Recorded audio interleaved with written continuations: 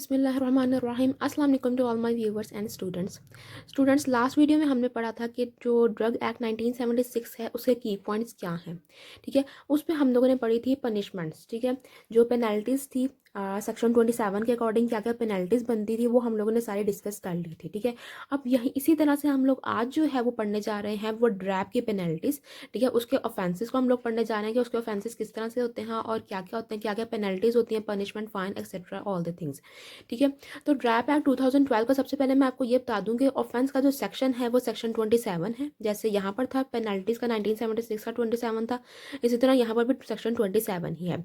लेकिन ये जो सारी पेनल्टीज़ जो है वो डिस्कस जो हुई है ना, मतलब सेक्शन 27 में उन्होंने ये बताया कि आप शेड्यूल 3 को जो है वो देखें। ठीक है, तो अब शेड्यूल 3 के अंदर जो है ना, ये जो ड्रैप एक्ट है ना, इसके अंदर भी शेड्यूल्स बने हुए हैं। ठीक है, तो शेड्यूल्स इसके जो 3 है उसमें वो किस चीज़ का है, ऑफेंसेस का है। ठीक है, अब मोर और लेस जो है ना, इन दोनों की पेनल्टी सेम है। किस लिहाज से, पनिशमेंट के लिहाज से। जो पनिशमेंट है इन दोनों की तकरीबन सेम होती हैं। ठीक है, लेकिन क्या डिफरेंस है, उनकी जो फाइन्स हैं उनका डिफरेंस है। एक तो ये बात, और दूसरी बात ये जाती है यहाँ पर सिर्फ हम लोग ड्रग्स की बात करते हैं। ठीक है, जबकि यहाँ पर हम लोग थेरापेटिक गुड्स की भी बात करते हैं। मतलब जो हमारे पास थेरापेटिक गुड्स हैं, मतलब सिर्फ ड्रग नहीं होता, बल्कि जो आपके पास यूनानी, जो होम्योपैथिक, आयुर्वेदिक सिस्टम में जो भी ड्रग्स बन रहे होते हैं, उन जो भी मेडिसिन बन रही होती हैं वो ड्रैप के अकॉर्डिंग जो है वो ड्रैप के अंडर रजिस्टर होती हैं वो। ठीक है, और फिर उन सबको जो है वो ड्रैप देखता है। तो इसमें सिर्फ ड्रग इंक्लूड नहीं है, बल्कि जो थेरापेटिक गुड है वो सारा कुछ इंक्लूड आ जाता है। ठीक है, लेकिन इसमें क्या है, सिर्फ ड्रग इंक्लूड है। और आप यहाँ पर डेफिनेशंस भी देखेंगे इसमें, एक्सेप्ट ऑफ द जो मेडिसिन जो था, जो आयुर्वेदिक, कीमो, जो होम्योपैथिक मेडिसिन हैं वो इनमें एक्सेप्शंस हैं। ठीक है, लेकिन इनमें जो है वो इंक्लूड होती है ड्रैप में। ठीक है, तो जो पहले हमारी जो पेनल्टी थी, जो हमारा पहला जो क्राइम के अकॉर्डिंग जो पनिशमेंट थी कि जो सुपोरियस ड्रग को रखना, या सेल करना, या मैन्युफैक्चर करना, या इंपोर्ट एक्सपोर्ट करना। ठीक है, या फिर यहाँ पर तो हम लोग थेरापेटिक गुड पढ़ेंगे ना। ठीक है, तो उसको करना, आप सेल कर रहे हो, इंपोर्ट कर रहे हो, मैन्युफैक्चर कर रहे हो। ठीक है, थेरापेटिक गुड को या फिर ऐसे ड्रग को, थेरापेटिक गुड को जो कि रजिस्टर्ड नहीं है। एक तो ये बात आ गई। दूसरा, आप मैन्युफैक्चर कर रहे हो किसी भी थेरापेटिक गुड को सेल करने के लिए विदाउट लाइसेंस, या इंपोर्ट कर रहे हो विदाउट लाइसेंस, इसके लिए इंपोर्ट के लिए लाइसेंस रिक्वायर है।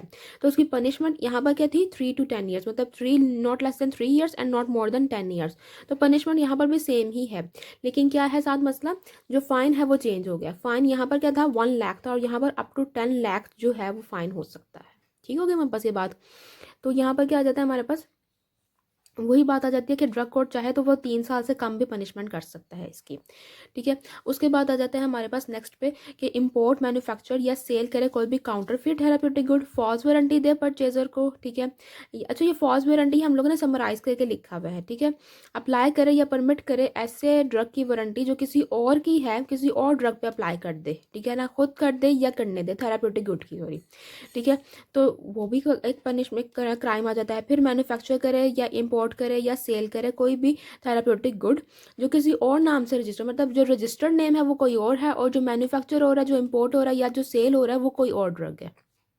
ठीक है, या फिर सेल करे, इंपोर्ट करे, मैन्युफैक्चर करे या एक्सपोर्ट करे कोई भी अडल्टर ड्रग। अब अडल्टर ड्रग नहीं वहाँ पर लिखा हुआ, वहाँ पर अडल्टर ड्रग की डेफिनेशन लिखी है कि किसी भी, ठीक है, तो यानी कि सेल करे, इंपोर्ट करे, मैन्युफैक्चर या एक्सपोर्ट करे कोई भी अडल्टर ड्रग। अब यहाँ पर क्या पनिशमेंट है, 7 ईयर्स, और यहाँ पर भी क्या थी, 7 ईयर्स ही। लेकिन फाइन क्या था, यहाँ पर 1 लाख था 1976 में, और यहाँ पर है विद और विदाउट फाइन, ये प्लस माइनस है, विदाउट फाइन 5 लाख रुपीज़। ठीक है, उसके बाद ऑब्स्ट्रक्शन ऑफ द इंस्पेक्टर की यहाँ पर क्या सज़ा थी, 1 साल, और यहाँ पर भी क्या सज़ा है, 1 साल। लेकिन फाइन क्या है, यहाँ 10,000 था और यहाँ 1 लाख रुपये है। ठीक है, फिर इसके अलावा वही प्रोविज़न वाली बात आ जाती है। यहाँ पर क्या आ जाता है कि मतलब कोई भी आप इस एक्ट का प्रोविज़न आप वो रूल को ब्रेक करते हो, ठीक है, तो उसके लिए क्या सज़ा है, 5 साल सज़ा है और 50,000 जुर्माना है। और यहाँ पर क्या है, 5 साल सज़ा है और 1 लाख रुपया जुर्माना है। ठीक हो गया मेरे पास ये बात। उसके बाद आ जाती है जो पेनल्टी फॉर सब्सिक्वेंट ऑफेंस। यहाँ पर तो सबसेक्शन 1, सबसेक्शन 2 और सबसेक्शन 4 के बारे में था ना।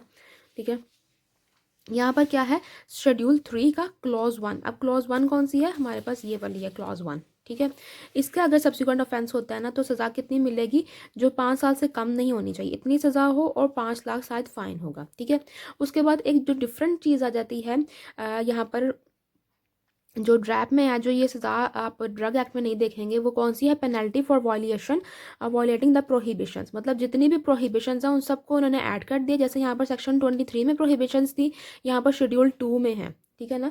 यहाँ पर किस में, शेड्यूल 2 में है, क्योंकि मैंने बताया आपको अभी हम लोग सारे शेड्यूल्स डिस्कस करते हैं, ठीक है ना। ड्रैग के भी डिस्कस करेंगे, जो पंजाब ड्रग रूल है उसको भी हम शेड्यूल्स देखेंगे, ठीक है। तो वो कोई इसमें बात नहीं है, हम लोग नारकोटिक्स के भी अभी देखते हैं। और अब यही हम नारकोटिक्स की भी मैं आपको पनिशमेंट जो है वो इसमें बताती हूँ कि नारकोटिक्स की ऑफेंसेस कौन से हैं और उसके कौन कौन सी जो है ना वो पेनल्टीज डलती हैं उन पर, ठीक है। तो वॉयलेशन जितनी भी शेड्यूल 2 के आप कोई भी जो उसकी है आप वॉयलेशन करेंगे आप उसके क्लॉज की, तो क्या होगा कि आपको फ़ाइन पड़े, पर्सन को कितना फ़ाइन पड़ेगा, 5 लाख रुपए फ़ाइन और 5 साल की सज़ा, ठीक है। अब हम चलते हैं ऑफेंसेस या पनिशमेंट जो है नारकोटिक्स जो आपके पास एक्ट है उस पर हम लोग चलते हैं। Okay, so this is the control of narcotic substance act हम लोग आ जाते हैं।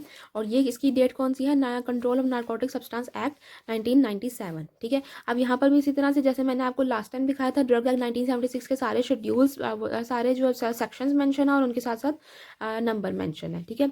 ये पेज मैं आपको इसलिए दिखा रही हूँ, ये साइड इसलिए दिखा रही हूँ ऑफेंसेस डिस्कस करने से पहले, ताकि आप लोग एक दफ़ा देख लें कि यहाँ पर किस तरह से वो जो सेक्शन है वो डिज़ाइंड है आपके जो इस एक्ट के अंदर। पहले जो है वो प्रोहिबिशन बताई हुई है, ठीक है, और उसके बाद उसकी पनिशमेंट बताई हुई है, फिर अगेन उसकी प्रोहिबिशन और फिर उसकी पनिशमेंट, ठीक है ना। मतलब हर एक चीज़, जैसे prohibition of the cultivation of the narcotic plant, ठीक है ना। तो नारकोटिक प्लांट में क्या आ जाता है, आपके पास कैनाबिस प्लांट आ जाता है, ओपियम पॉपी आ जाता है, ठीक है ना, कोका जो प्लांट आ जाता है, जितने भी प्लांट्स आ जाते हैं इनकी अगर आप कल्टीवेशन कर रहे हो या फिर आप लोग इनको गैदर कर रहे हो, ठीक है ना, तो ये प्रोहिबिटेड है अनलेस कि आपको फेडरल गवर्नमेंट ने इजाज़त दी हुई है, ठीक है ना। उस पर एक पर्टिकुलर जो लाइसेंस के अकॉर्डिंग, ठीक है ना, पर्टिकुलर एक फॉर्म पर मिलता है और वो जो फॉर्म होता है वो भी फेडरल गवर्नमेंट डिसाइड करती है। मतलब इनमें जो भी जिस चीज़ की भी प्रोहिबिशन है ना, अगर उसकी इजाज़त मिलेगी तो वो फेडरल गवर्नमेंट से मिलेगी, ठीक है। और फेडरल गवर्नमेंट जो है वो एक पर्टिकुलर फॉर्म में पर्टिकुलर फीस के साथ पर्टिकुलर कंडीशंस के साथ जो है वो इजाज़त देती है। और अगर इम्पोर्ट और एक्सपोर्ट की बात हो रही है तो वो एरियाज़ भी डिसाइड करती है कि किधर इम्पोर्ट होगी किधर एक्सपोर्ट होगी, मतलब वो किधर उतरेगा जो सामान होगी ना, मेडिसिन वो, ठीक है। तो ये आप लोग देख लें, बेशक एक दफ़ा आप पढ़ना चाह रहे हैं तो एक दफ़ा पढ़ लें कि किस तरह से पहले प्रोहिबिशंस लिखी हुई हैं, ठीक है। अब यहाँ पर 6, 7 और 8 की पहले प्रोहिबिशंस बता दी हैं। 6 की क्या है, prohibition of the possession of the narcotic drug. 7 क्या है, प्रोहिबिशन ऑफ द इम्पोर्ट और एक्सपोर्ट ऑफ नारकोटिक ड्रग। और 8 क्या है, प्रोहिबिशन ऑफ द ट्रैफिकिंग और फाइनेंसिंग ऑफ द ट्रैफिकिंग, यानी कि ट्रैफिकिंग की जा रही है या फिर फाइनेंस किया जा रहा है, कोई और बंदा उसको सिर्फ फाइनेंस कर रहा है उस ट्रैफिकिंग को, ठीक है। 6, 7, 8 और 9 क्या है, 9 में पनिशमेंट बताई हुई है इन तीनों सेक्शंस की, ठीक है ना। इसी तरह हमारे पास आ जाता है जो बाकी सारे प्रोहिबिशंस हैं और ये इनकी पनिशमेंट्स, ठीक हो गया। अब हम चलते हैं इनके डिटेल्स की तरफ। Okay, so now comes toward the details. जो सेक्शन 5 है वो क्या है, किसकी पनिशमेंट बता रहा है। सेक्शन 5 आपको बताता है सेक्शन 5 का अगर हम लोग नाम देखें क्या है कि punishment for the contravention of the section 4, और सेक्शन 4 क्या है, prohibition of the cultivation of the narcotic plants, ठीक है। ये मैं जैसे आपको समझाने के लिए बता रही हूँ कि ये किस तरह से मैंने ये लिखा हुआ है, ताकि आप, क्योंकि वो बुक से नहीं लिया जा रहा, बुक से मतलब बुक को नहीं दिखाया जा रहा, नोट्स को दिखाया जा रहा है, इससे ताकि क्लियर रहे आपको, ठीक है।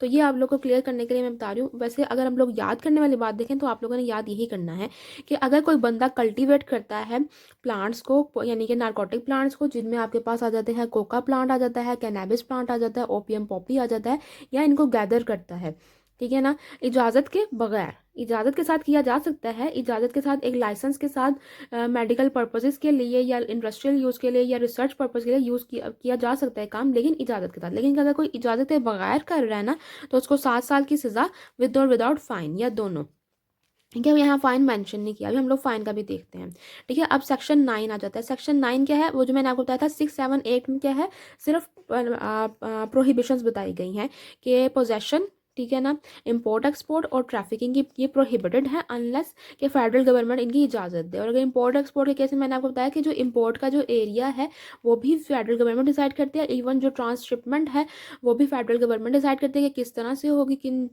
वेज के ज़रिए होगी, ठीक है ना, और फीसिस क्या होंगी, कंडीशंस क्या होंगी, फॉर्म कौन सा लगेगा लाइसेंस के लिए, ठीक है। तो वो सारा फेडरल गवर्नमेंट डिसाइड करती है।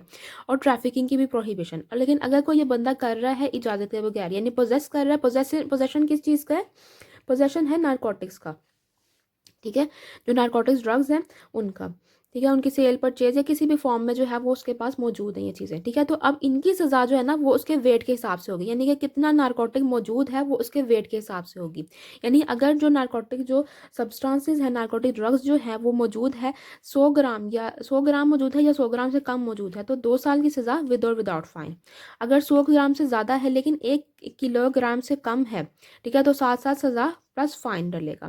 ठीक है, अगर 1 किलोग्राम से ज़्यादा वो मटेरियल है नारकोटिक ड्रग, ठीक है ना, जिसकी पोजेशन हो रही है या जिसका इंपोर्ट एक्सपोर्ट हो रहा है या जिसकी ट्रैफिकिंग हो रही है, ठीक है ना, तो उसके लिए क्या है, डेथ की पनिशमेंट है, इम्प्रिजनमेंट फॉर लाइफ है, अप टू 14 ईयर्स जो है पनिशमेंट है, प्लस फाइन होगा। ठीक है, और अगर 10 केजीज से ज़्यादा है तो फिर इम्प्रिजनमेंट है फॉर द लाइफ। ठीक है ना, उसमें फ़ाइन नहीं है।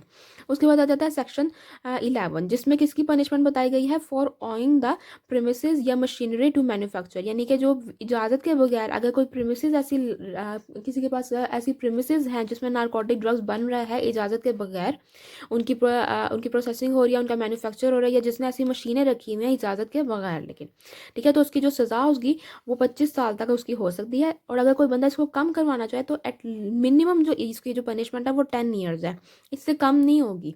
ठीक है, और फाइन कितना होगा, वो 1 मिलियन यानी कि 10 लाख रुपीज़ जो है वो उसको फाइन होगा इजाज़त के बगैर ये चीज़ें करने पर। ठीक है, फिर सेक्शन 13 क्या है, ये पनिशमेंट है फॉर द एक्विजिशन की।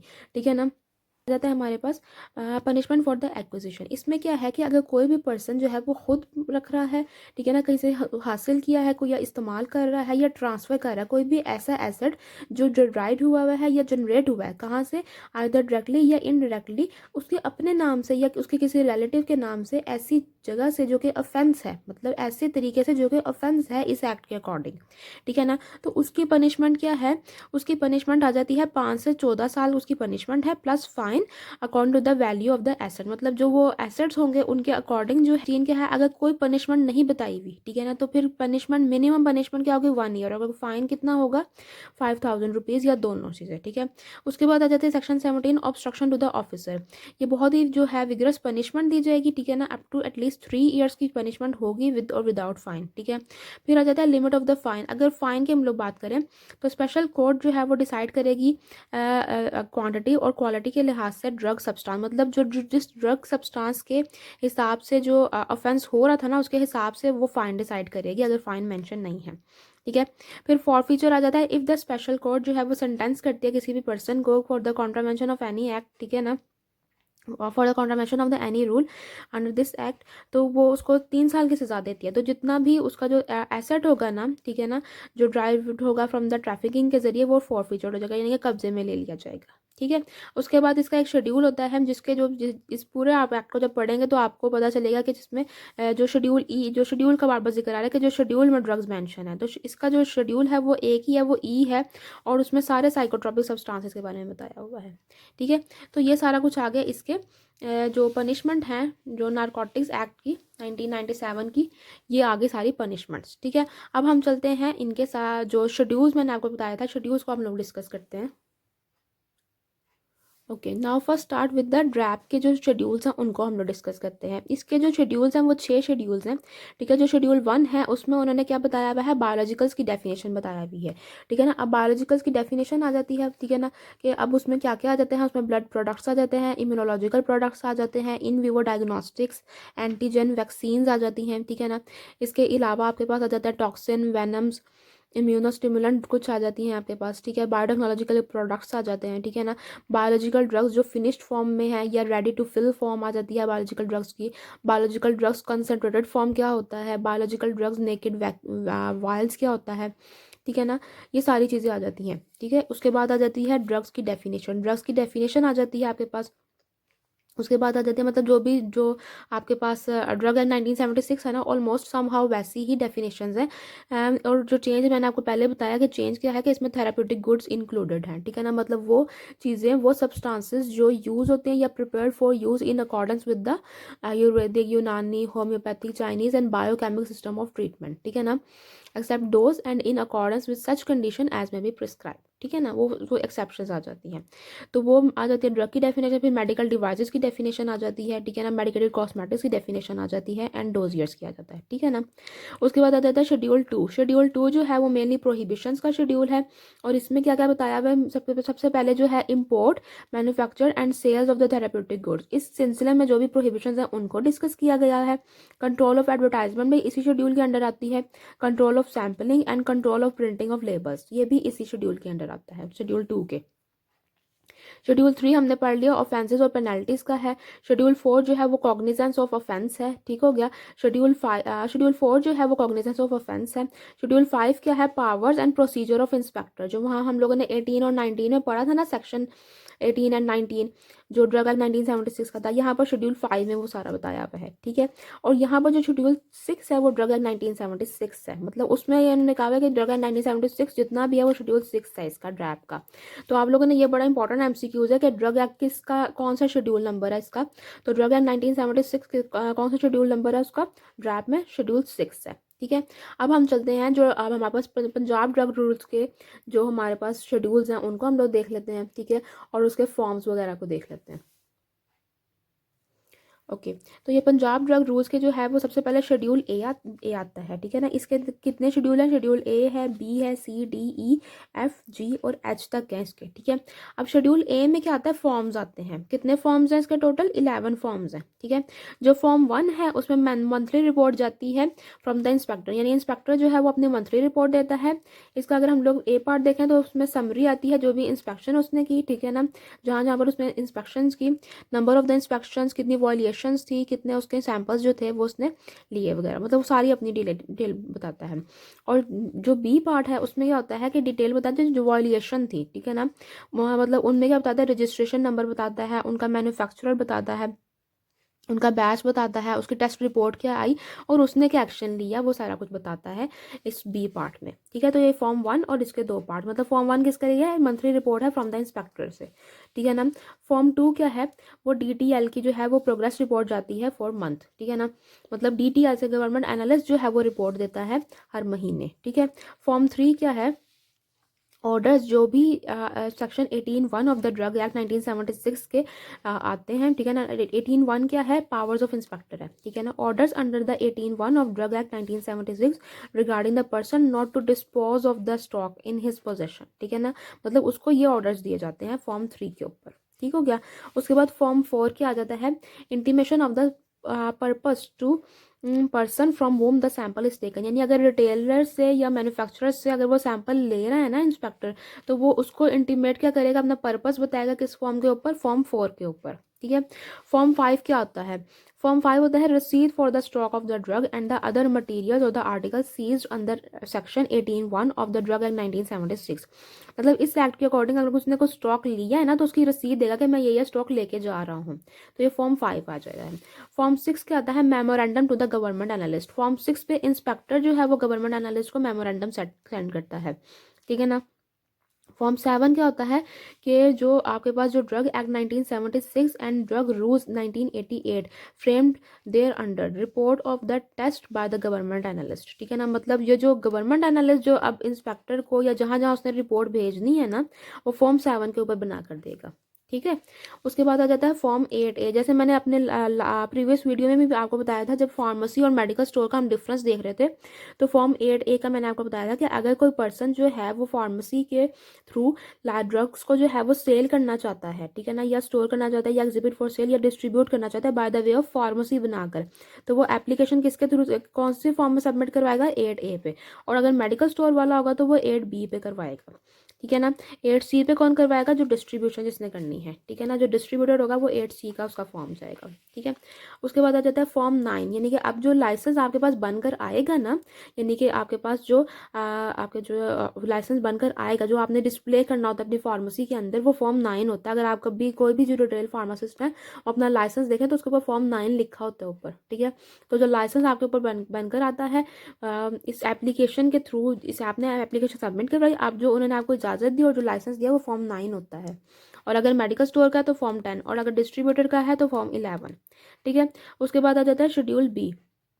शेड्यूल बी में जितने भी narcotic, psychotropic substances, anti depressant and other control drugs जिनमें स्टेरॉयड वगैरह इंक्लूडेड है वो आ जाते हैं। नारकोटिक्स का आपको पता है जो भी बेंजोडाइजेपिन्स आ जाते हैं, बार्बिटूरेट्स आ जाते हैं, फिर एंटी डिप्रेसेंट इसमें आ जाते हैं शेड्यूल बी में, ये सारी चीज़ें इसमें आ जाती हैं। और अदर कंट्रोल सब्सटेंसेस जैसे आपके पास जो आ जाते हैं क्या कहते हैं स्टेरॉयड्स वगैरह आ जाते हैं, ठीक है ना। प्रेडनिसोलोन आ जाता है, फिर इसके अलावा डेक्सामेथासोन आ जाता है। तो ये सारी चीज़ें शेड्यूल बी की हो गई।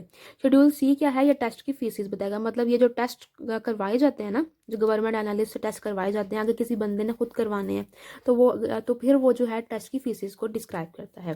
शेड्यूल डी क्या है, शेड्यूल डी में वो सारे ड्रग्स आ जाते हैं जो कि सोल्ड होंगे by the retailer strictly on the prescription of the registered medical practitioner. यानी एमबीबीएस डॉक्टर की प्रिस्क्रिप्शन आएगी तो रिटेलर ये ड्रग बेचेगा। और ये ड्रग कौन कौन से होते हैं, ज़्यादातर ये एंटीबायोटिक्स होते हैं, कुछ एंटी एलर्जिक भी होते हैं, ठीक है ना। तो अगेन कुछ इसमें जो है वो स्टेरॉयड इसमें भी इंक्लूड किए हुए हैं, ठीक हो गया ना हमारे पास ये बात। उसके बाद आ जाता है शेड्यूल ई। शेड्यूल ई में जितने भी पॉइजनस ड्रग्स हैं ना वो आ जाते हैं, ठीक है। पॉइजनस ड्रग में कौन कौन से आ जाते हैं आपके पास, अगर हम लोग एग्जांपल्स लें तो कोकेन आ जाती है, कॉल्चिकम आ जाता है, एट्रोपिन, निकोटीन, पेपावेराइन, ये चीज़ें भी पॉइजनस में आ जाती हैं समहाउ। इसके अलावा भी मैं बता देती हूँ आपको कि कौन कौन से मजीद जो ड्रग्स हैं जो शेड्यूल ई में आते हैं वो ओके जो शेड्यूल ई में आते हैं। इसके अलावा जो आपके पास ये जो डिजिटैलिस ग्लाइकोसाइड्स हैं वो आ जाते हैं, ठीक है ना। जैसे आपने अक्सर देखा होगा लेनॉक्सिन वगैरह जो है वो कहाँ पर होती है, वो पॉइजन रैक में आपके पास आ जाती है। फिर इसके अलावा एपिनेफ्रीन और उसके सॉल्ट भी उन्होंने मेंशन किए हैं शेड्यूल ई में, डाइफेनॉक्सलेट और उसके सॉल्ट मेंशन है, ठीक है। ग्लिसराइल ट्राइनाइट्रेट आ जाती है आपके पास शेड्यूल ई के अंदर, ठीक है ना। उसके अलावा आपके पास आ जाती हैं कुछ फॉल्कोडीन आ जाती है, ठीक है ना। पिक्रोटॉक्सिन आ जाता है आपके पास आ जाता है। इसके अलावा क्यूबेन आ जाता है, ठीक है। इसके अलावा जाता है जो thyroid gland and active principle of the thyroid gland, वो सारा कुछ आ जाता है, ठीक है ना। तो ये सारे आ जाते हैं शेड्यूल ई के ड्रग्स, ठीक है।